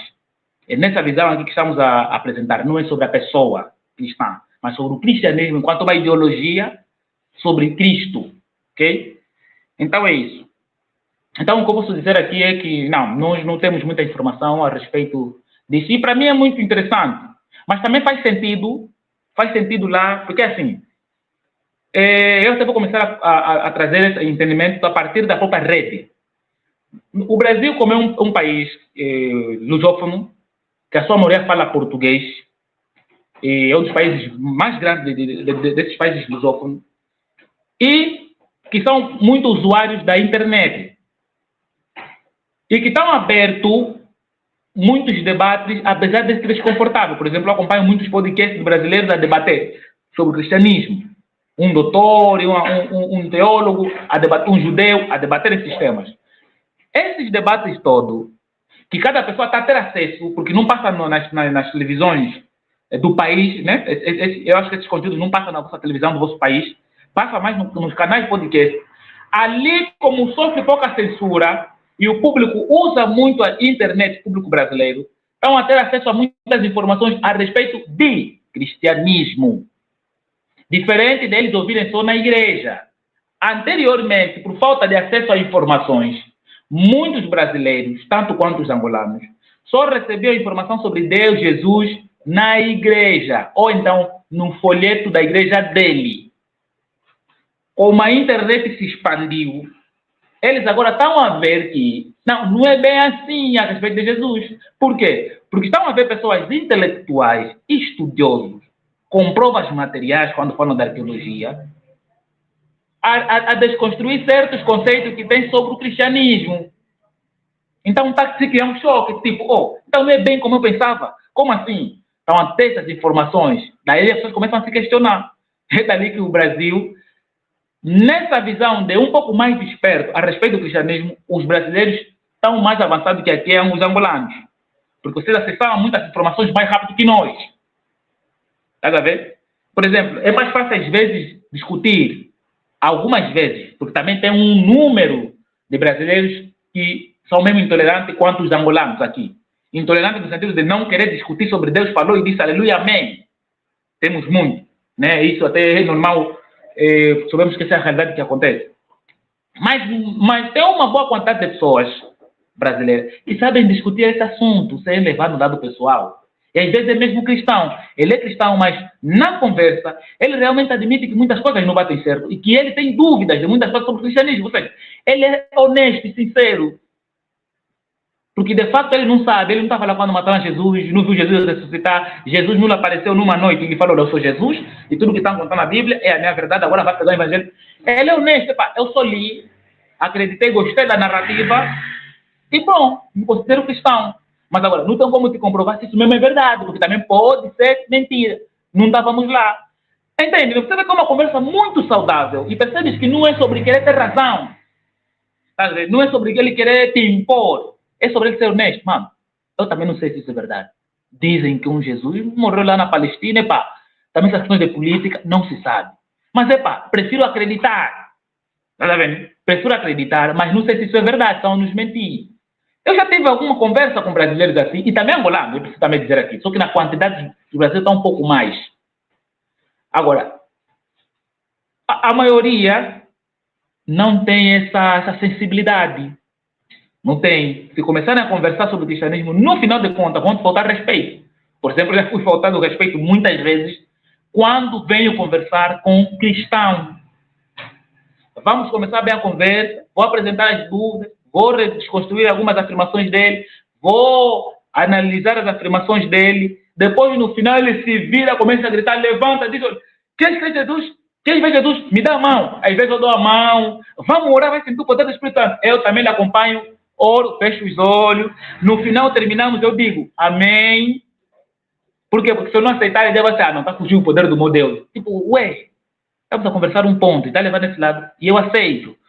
Só que mesmo assim, depois no final, ainda não conseguiu te responder as dúvidas que você tem sobre as afirmações que ele está dando sobre o cristianismo, agora começa a te chamar nomes pejorativos. Você é perdido, te falta Espírito Santo, estás desviado, és filho do Satanás, quem duvida de Deus vai lhe destruir, não brinca com meu Deus, entende, né? Conversaram bem, no final ele agora começa a declarar guerra. Só que eles não dão conta que você está a conversar com ele para chegar num consenso, mas ele, como sente que está a tentar lhe confrontar com o Deus dele, ele pôr em causa a crença no Deus dele, ali ele começa a amaldiçoar. Por isso é que eu não vejo o cristão como um cristão, eu só vejo como pessoa. Eu só vejo como uma pessoa normal, que tem as suas ideologias, a ideologia ele não consegue comprovar, mas afirma que é verdade. Eu lhe entendo só já, lhe escuto só já, porque prefiro lhe compreender, mas não lhe vejo como um cristão, só vejo como uma pessoa normal, que tem problemas dele, tem desafios, tem problema na relação, precisa trabalhar mais, está a fazer economia para sustentar os seus filhos. Eu só lhe vejo assim. Agora, a ideia de que ele sente poder do Espírito Santo, bom, isso é da cabeça dele, prefiro olhar assim. Por que é da cabeça dele? Porque é uma questão também meio que psicológica. Os que estão na Ásia, eles sentem a manifestação do Buda, porque é sobre o Buda que eles ouvem. Estás a ver? Os que estão no Islã vão sentir a presença de Allah, porque é sobre Allah que eles ouvem. Logo, o cristão, é lógico que ele tem que sentir o Jesus no coração dele, porque é sobre Jesus que ele ouve. Então, ele vê só como pessoa. Né? Então, tem um pouco de dificuldade, às vezes, de as pessoas me entenderem até nesse nível. Né? Eu prefiro fazer, às vezes, uma análise neutra quando estou como um pesquisador, um analista, um acadêmico, para não influenciar as pessoas a somente crer. Mas prefiro estimular a pessoa a ser proprietário da sua própria consciência. Estás a ver? Do tipo, você vai fazer uma pergunta, eu vou dar uma resposta, mas não vou definir que é a resposta concreta. Isso para quê? Para deixar o espaço de você mesma fazer uma análise. Eu não posso invadir até a última palavra, que eu que tenho que dar. Eu não gosto. Por esse motivo, é que eu não sou religioso, mas já fui. Já fui cristão, e depois já passei um pouco no quimbanguismo, o toquismo nem tanto. Não é? E também já passei num padismo. Um padismo que é a religião do Simão Padi. Né? E tem um contato com algum pessoal de lá que são muito porreiros, e a visão que apresentam a respeito da salvação da África é muito profunda. É muito profunda, mas como eu não gosto da ideia da religião, ou pertencer a uma religião e seguir essa coisa toda, então eu prefiro ser um observador. Né? Então é mais ou menos nessa visão aí. Bom, resumindo e concluindo, a informação que a Mana perguntou para mim, pouco se sabe aqui, né, dessa estatística, da quantidade de pessoas que estão a abandonar e ir no outro. É mais ou menos isso. Queria pontuar sobre esse dado, minha irmã Dembarranculo. Eu vi esse censo, não parei para estudá-lo, mas ao mesmo tempo que me parece que cresceu o número de adeptos às religiões de matriz africana, aumentou-se também a quantidade de brancos na inserção a essas matrizes. Se não me engano, é problemático essas encomendas, essas pesquisas, primeiro porque essa divisão do que se categoriza como negros, sendo pretos e pardos, que eles já vão lá e discriminam. Pretos, aí coloca lá uma quantidade de 19%, 20%. Pardos, 35%, 36%. Essa categoria parda é uma categoria até hoje problemática. E aí, brancos, 49%. Bem, somando pretos e pardos, estaria uma maioria que beira um pouco a mais da margem mediana, de 50%. Ou seja, um crescimento grande de brancos que entraram como adeptos às religiões de matriz africana. Eu não sei qual o critério, por exemplo, para se categorizar aqueles que se enquadram à iniciação do Ifá, que cresceu exorbitantemente dentro dos cultos de matriz africana, e em sua grande maioria brancos, pela própria estrutura que o Ifá se dá na sua forma economicista e, portanto, segregadora. A gente sabe de uma realidade de um candomblé hoje que é caro, as coisas são caras, os acessos são caros, e eu acho que isso entra numa problemática, e eu estou aqui fazendo essa reflexão depois do que o irmão Ginga trouxe, o quão criminoso é a situação do nosso povo dentro das instituições brancas, dentro das normativas das instituições brancas. Veja bem, se o candomblé nasce como uma instituição de não esquecimento, ou melhor, de reumanização, ou seja, aquele antepassado que chegou aqui, ele estava desumanizado, ele já não era mais um humano, e aí a necessidade de se criar uma instituição para que se reumanize a partir dos valores civilizatórios. Aonde que a gente debate isso de maneira séria hoje? No próprio candomblé, eu me faço essa pergunta. Mas tirando o candomblé disso, o quanto que as instituições brancas promovem essa desumanização.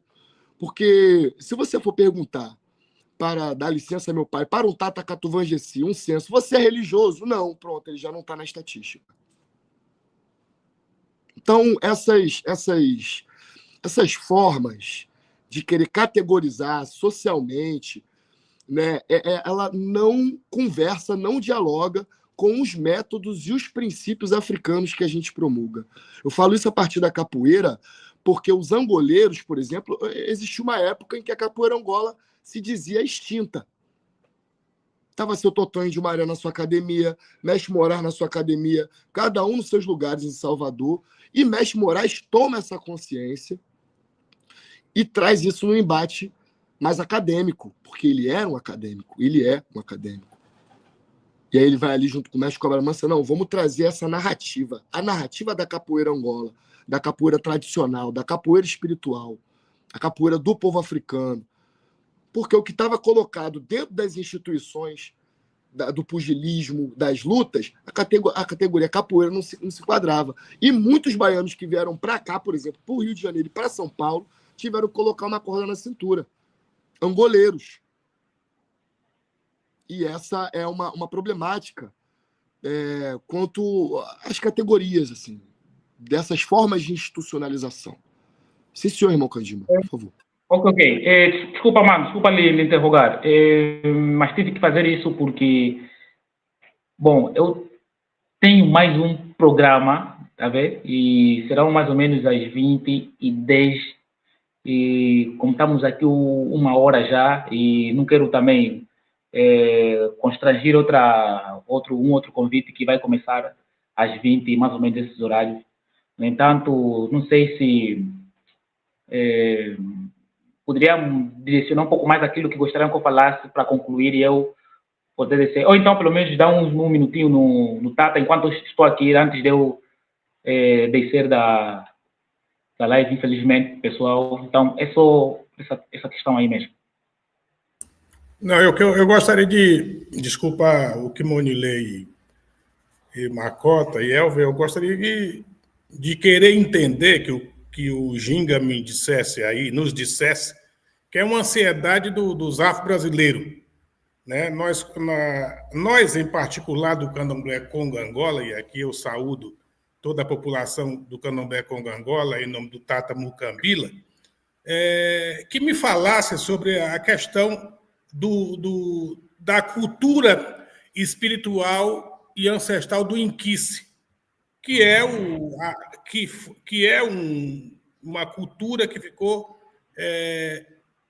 presente nas comunidades tradicionais convencionadas a ser chamada de terreiros de candomblé. Então, eu gostaria de querer entender, porque eu conheço, eu digo, Ginga, que eu conheço Angola de Cabinda ao Cunene. De Cabinda ao Cunene, ok. De Cabinda ao Cunene. E quando eu me encontro com um angolano nativo, de cultura espiritual e ancestral, eu me atenho mais à questão de querer entender o culto e a cultura do Inquice, né? Isso que ficou perpetuada nas comunidades de terreiro convencionadas a ser chamada de candomblé, conga-angola no Brasil. Então, o que é que você ainda, que é um pesquisador, um estudioso, um africano nativo, tem a nos dizer dessa cultura espiritual de feição banto e que veio para o Brasil com a presença dos africanos na condição de escravizado? Ok. Obrigado. Percebi que o contexto, a pergunta aqui está direcionada a respeito de um Nkice. Bom, Nkice, Dikixe, Mukixe, Nkice, né? Esses nomes todos que nós atribuímos àquilo que hoje é considerado como máscara, elas têm várias interpretações, né? Não somente enquanto máscara física, mas também não somente enquanto máscara que representa um ancestral, mas como também máscara que representa uma pessoa viva. Ok? Uma pessoa viva. Só que por detrás dessa visão que temos sobre Nkice, também há uma visão um pouco ligada àquilo que é a ufologia, okay? De seres que vieram das estrelas e que nos ensinaram muitas coisas. Ok? Nkice, Dikixe. Algumas referências de algumas tribos vão dizer que é, por exemplo, um ser muito sábio, uma manifestação de um ser, de uma entidade muito sábia, com muito conhecimento, e que alguns deles apareciam para mulheres, né? Apareciam para as mulheres. Há uma história por detrás, e isso é contada, por exemplo, em Malães. Me passa o nome do livro, desculpem, manos, mas tenho dificuldade de memorizar às vezes e também já li há muito tempo o título do livro, mas fala um pouco sobre essa história. Que uma certa mulher de uma aldeia, ela normalmente queriam afastar as crianças para não seguirem quando essas mulheres iam para o rio. Então, elas, na forma de intimidar a criança, diziam que está um Nkice está na floresta. Então não me segue e fica aqui em casa. Nós estamos aí. Uma forma deles intimidar. E que depois de um dos dias, essa mulher mesmo no caminho da floresta para ir ao encontro das outras, aparece para ela um ser que foi chamado de Nkice, em forma de um rosto. Não é? No sentido de dar conhecimento, orientação, e de que fases eles vão passar para uma melhor mudança da própria tribo para o povo. E esse poder foi dado a ela, e ela começou por exemplo, não sei como é que vocês chamam, mas nós chamamos tipo Xinguilá, né? E naquele processo de Xinguilá, ela trazia muitas revelações, reza a lenda ou reza a história, muitas revelações das coisas que vão acontecer, né, no futuro, das possíveis coisas que podem não acontecer, né, as coisas que vão acontecer. Mas ela tinha que ser coberta com trajes, era toda coberta dentro. Xinguilá no Brasil é incorporar, está tomado por um espírito. Isso, então pronto, é exatamente isso. Então ela tinha que estar coberta. Então eram as mulheres que tinham esse poder de manifestação de Nzumbicola, né? Nzumbicola, que também foi chamado, Nzumbicola quer dizer espírito puro, cola, puro, Nzumbi, quer dizer espírito, não é? Que estava mais ou menos associada a isso. Mas outras tribos vão trazer outras narrativas, porque essa palavra é encontrada em Quimbundo, é encontrada no Kikongo, que quer dizer também aqueles seres sábios. No entanto, fazíamos escultura representando aqueles seres, mas também fazíamos escultura representando um nosso antepassado. Ou seja, fazíamos Nkisi representando seres elevados, Nkisi representando o quê? O ser humano. Por exemplo, um avô faleceu. Então, vamos criar uma escultura, né, em prol daquela pessoa, com alguns pedaços do seu próprio corpo, suponhamos, um pouco do fio do cabelo, né, um pouco do tecido da sua roupa, e vão juntar com aquilo, e vai fazer o processo do ritual, e a partir daí, essa escultura vai representar aquele antepassado, aquela pessoa que desencarnou. E em memória daquela pessoa, as pessoas falam boas coisas para aquela escultura. Estás a ver? Agora, existe a escultura, que é a escultura familiar, mas existe aquela escultura da comunidade. A da comunidade é a representação do antepassado que criou aquela tribo. Ou seja, o primeiro avô que foi aí criou aquela tribo. Esse que representa toda a geração, vão fazer uma escultura dele para a comunidade. É essa que de tempo em tempo, quando a tribo está passando por algumas situações, fazem um ritual e também pedem, né, ou fazem um pedido em nome daquele antepassado que pisou a terra ali, em respeito a ele, que lhes levou lá. Esse é um Nkisi que representa um antepassado. Então, estou a falar dos dois, vai faltar um que é o terceiro, né? Nesse caso, 3 visões especificamente do Nkisi. Agora, a outra visão que temos sobre Nkisi, de Kish, ou a máscara, que representa uma estrutura de alguém, é a própria pessoa. Porque acreditaram os nossos antepassados que o ser humano é uma máscara. Está a ver? Por que ele é uma máscara? Até porque o termo persona, ou pessoa que vem do latim, significa a mesma coisa. Máscara de teatro. Nkisi também é a mesma coisa. Mas não máscara de teatro. Quer dizer, a máscara que o indivíduo usa para se atuar. Qual é a máscara que nós usamos para termos uma atuação? É o nosso corpo, o nosso rosto. O nosso rosto é uma máscara que nós usamos para nos comunicar. Por exemplo, quando eu quero mostrar uma satisfação, eu expresso ela no meu rosto, na minha máscara. E você consegue detectar o código através das expressões. Então você é um Nkisi. Só que, diferente de um Nkisi escultura, que não envelhece, no sentido de mudar de rosto, o nosso já é um Nkisi que sofre alternância. Porque quando éramos crianças, tínhamos um rosto, tínhamos um Nkisi de criança. Depois nos tornamos adultos. Temos um Nkisi de adulto ou um rosto de adulto. E quando nós envelhecer, teremos um rosto de velho. Logo, nós não somos a face. A face é uma máscara que você usa. A tua identidade não se resume no teu rosto. Porque se resumisse no teu rosto, logo, se a tua cara mudou hoje, quem foi aquela criança que tem um outro rosto? Já não é mais você? Porque a cara mudou, de repente. Agora tem ruga, parece diferente. Logo, se você é o rosto, então significa dizer que não tens identidade, porque tua face muda ao longo do tempo. No entanto, esse Nkisi é um Nkisi que tem um espírito, que somos nós. Esse espírito é a nossa identidade interna. Essa que através do tempo se adapta, mas é eterno. Não é? A partir deste conceito é que usa-se, volto de novo, no símbolo de um Nkisi representando o antepassado. Porque para nós o rosto muda, o corpo muda, esse Nkisi se altera, esse Nkisi perde a sua força e se desintegra, mas o Nkisi que está dentro dele, quer dizer, o espírito, o entity, que sou eu mesmo, dentro desse corpo, não morre. E como não morre, vamos fazer o quê? Um símbolo que ele representa. E que quando nós nos dirigimos, chamamos o nome dele, é como se estivéssemos a chamar aquela entidade que está dentro de nós e somos nós mesmos fora do corpo. Você tem os rituais que fazem em prol dos antepassados. Deitar, por exemplo, aquele processo de doações de comida em nome dos antepassados. E já entrando nessa narrativa, nessa visão de antepassado, espero ter explicado um pouco a respeito de Nkisi, né? Mas tocando nesse assunto de antepassado, porque está sempre associado a Nkisi também, nossos antepassados enquanto africanos, nós não vimos só que o nosso antepassado, os nossos avós, da nossa linhagem. Para nós, uma árvore é um antepassado, ou pelo menos um ancestral. Vou usar esse termo. Uma árvore é um ancestral. É uma mais velha, que não fala com palavras. Fala na sua natureza, porque tudo se comunica. Para nós africanos é assim, tudo se comunica.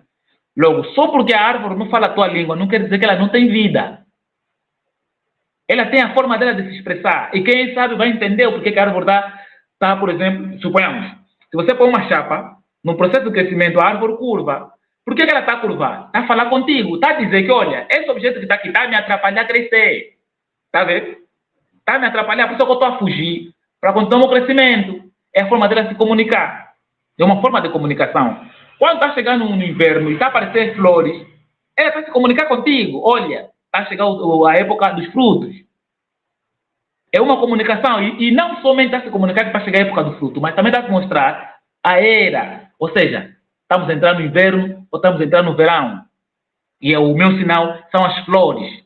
Essa é a forma dela se comunicar. Agora, por não entender, não quer dizer que ela não tem vida ou não tem a sua própria natureza. Então, nós chamamos de ancestral. Dali, nós respeitávamos até as árvores. Não era à toa que se cortava uma árvore só por se cortar. Tinha que ter uma autorização para cortar aquela árvore. Está a ver? O rio que é água, que para muitos é apenas para outras civilizações, é apenas uma tigela d'água em forma de terra estendida no chão. Para nós não. Para nós, a água é um ancestral. É um ancestral porque ela veio primeiro antes de nós. Os animais, idem, mesma coisa. São nossos companheiros, então são ancestral. Não um ancestral de linhagem direita do homem, mas um ancestral que vieram primeiro e que nos ensinam como devemos viver, de que forma, a melhor forma de viver. Os animais nos ensinam, a árvore nos ensinam a ter paciência. Elas todas estão aqui para nos ensinar. Logo, são ancestrais em forma diferente. Um espírito no estado líquido, outro espírito no estado vegetal, outro espírito no estado animal, outro espírito no estado terra, outro espírito no estado homem. Está vendo? Um dos espíritos entre todos esses elementos sou eu. Eu sou um dos. Não quer dizer que eu sou o único espírito. Eu sou um dos espíritos no meio de vários espíritos que estão em estados diferentes. É por esse motivo que nós falávamos o quê? A mamã natureza, mãe natureza, Nzambiampungu, tu lendo. Que diz a força da própria natureza. Por que eles respeitavam? Porque o seu todo nos faz um. Né? Então é basicamente isso. Se nós respeitávamos as árvores, os animais, imagina então o homem que você conviveu com ele e faleceu. Porque a ideia de morte para nós não é como o Ocidente tem. Está a ver? É por isso que muitos na narrativa ocidental vêm dizer que esses cultuam mortos. Mas para como é que nós cultuamos mortos? Qual é a percepção de morte para nós? Antes de alegar que estão cultuando morto, a pergunta é, o que é que eles entendem sobre morte? É diferente da visão ocidental. Porque se para nós o corpo se desintegra, mas o espírito que domina esse corpo se mantém, a morte não existe. Logo, ninguém está cultuando morto. Estamos a cultuar aqueles que se desintegraram. Está a ver? Que de forma energética, de forma espiritual, se mantêm vivos, não no corpo. Essa é uma visão africana, de várias tribos. Eu conto assim, me incluindo, porque sou africano. Posso acreditar, posso duvidar, posso questionar, mas quando eu conto, tenho que contar a partir de nós, porque eu faço parte desse povo. Certo? Quando no ponto de vista africano. Então é mais ou menos essas questões. Logo, a ideia de que cultuávamos morte é uma visão ocidental, porque para nós a morte não existe. Existe aquele que é o processo de ir e vir. Estamos aqui, vamos nos desintegrar, vamos deixar a linhagem e que talvez nós podemos voltar. Voltar não num argumento científico, mas num argumento religioso no ponto de vista africano. Estamos aqui a trazer a ideia da ancestralidade, de antepassado, de espiritualidade. Não estou a trazer aqui a questão da visão científica. Se eu trazer a questão da visão científica, isso não existe. Ok? Não existe isso. Na visão científica não existe. Não tem como comprovar cientificamente que de facto esse ancestral está vivo. Não tem como. No entanto, o pessoal que está acompanhando precisa separar. Em qual contexto nós estamos a falar? Estamos a falar em qual visão? Estamos a falar no ponto de vista religioso, espiritual, africano. Por isso é que se citou aqui a ideia do Nkisi. É só para separar aqui o pessoal ter a dinâmica de entender quando é que estamos a falar de um e quando é que estamos a falar do outro. Então, espero ter explicado um pouco, apesar de que fui muito longânimo, mas pronto. Muito obrigado pelo convite. Não sei se tem mais alguma coisa para me perguntar antes de me despedir do pessoal, porque tenho mesmo que entrar no outro programa.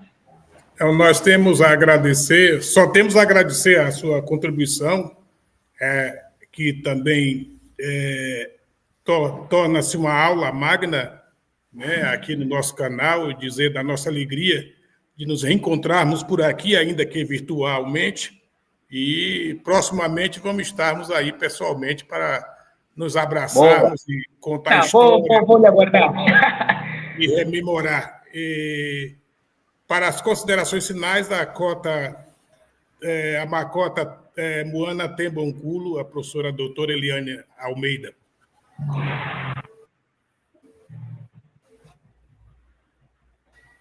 Acho que ela caiu, teve uma queda.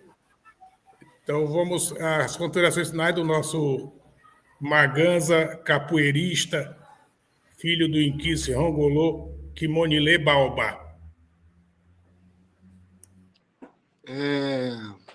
De uma honra imensurável, meu tata, sua bênção, mais uma linda edição dessa TV Tumbanci, canal da Resistência, um canal muito importante para a nossa educação, para a educação afro-brasileira, sobre a nossa ancestralidade africana aqui no Brasil, também indígena.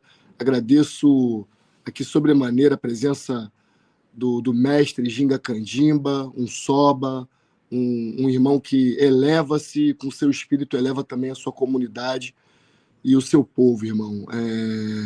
Tenha total ciência de que nós, irmãos e irmãs africanos brasileiros, comungamos da necessidade, não só da necessidade, da luta política que a gente precisa empreender, e a capoeira é esse lugar, esse espaço, assim como o candomblé também, mas principalmente espiritual, no sentido de nos entendermos em uma unidade, como filhos e filhas de Nzambiapungo. Peço a bênção aqui a minha Macota, a Dembanculo, saúdo aqui, peço a bênção também a minha irmã Elvia Cristina, nossa princesa do sertão, adoro essa expressão, e aguardamos a todos e todas numa próxima oportunidade aqui nesse canal da TV Tumbanci. Macota.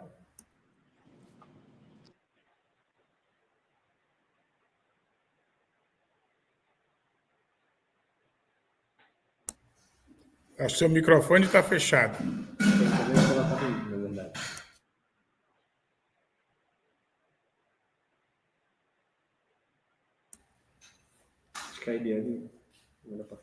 Elvia Cristina.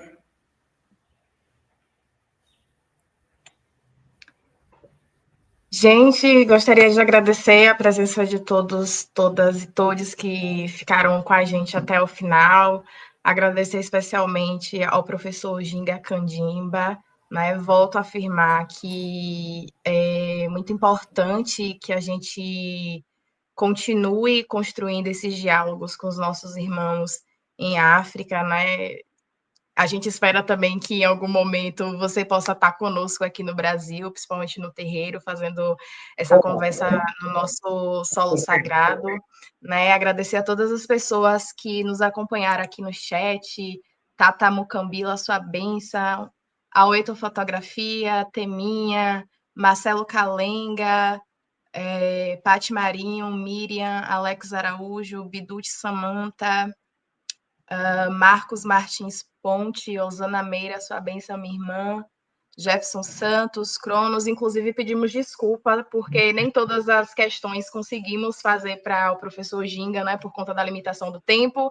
A gente fica em débito com vocês, mas não deixem de nos acompanhar aqui na TV Tumbanci, o canal da Resistência. Benção, meu pai, a benção Kimonile, minha Macota, benção também ao Ginga Kandimba, e é isso, gente, exame na Cotessá.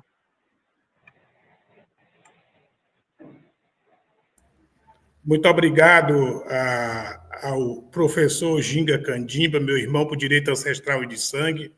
E esperamos, na próxima oportunidade, contarmos com a sua contribuição aqui no canal da Resistência TV Tumbanci. E Zambi Umpungo Maraê Catu Mendara, como diz aqui no candomblé, que nos fortaleça, que nem mesmo o Oceano Atlântico não nos separou, muito pelo contrário, nos uniu. E assim nós nos despedimos e deixamos considerações finais, o Ginga. Ok, muito obrigado, né, pelo convite. Eu gosto muito de ter esse contato com o pessoal do Brasil. Queria dizer que eu gosto muito do vosso sotaque, não é? Tanto é que, ao ponto de até angolanos que nunca foram no Brasil pregarem no sotaque brasileiro, porque é um sotaque lindo, né? Bom, o meu sotaque também é lindo. Temos que admitir. Ou não? Ah, manias. Então é isso. Obrigado. Espero ser convidado mais, não tenho nenhum problema, conversamos sobre esses assuntos. E o pessoal que pudesse me seguir aqui nas redes sociais também, fiquem à vontade. O meu nome em todas as páginas, mesmo Ginga Candimba, e os meus assuntos são especificamente essas aí. Dessas temáticas que nós debatemos aqui. Estou aberto a debates, a convite para podcasts e coisas do gênero, desde que seja num ponto de respeito e equilíbrio, ao ponto de chegarmos num consenso sobre uma informação. Eu aí estou aberto para esse assunto. Então, Ngassa Kidila, muito obrigado, estamos juntos, até já.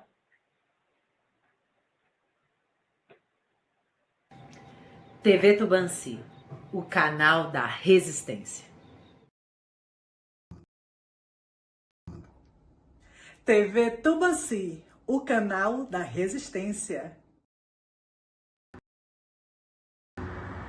Você está na TV Tumbaci, o canal da resistência.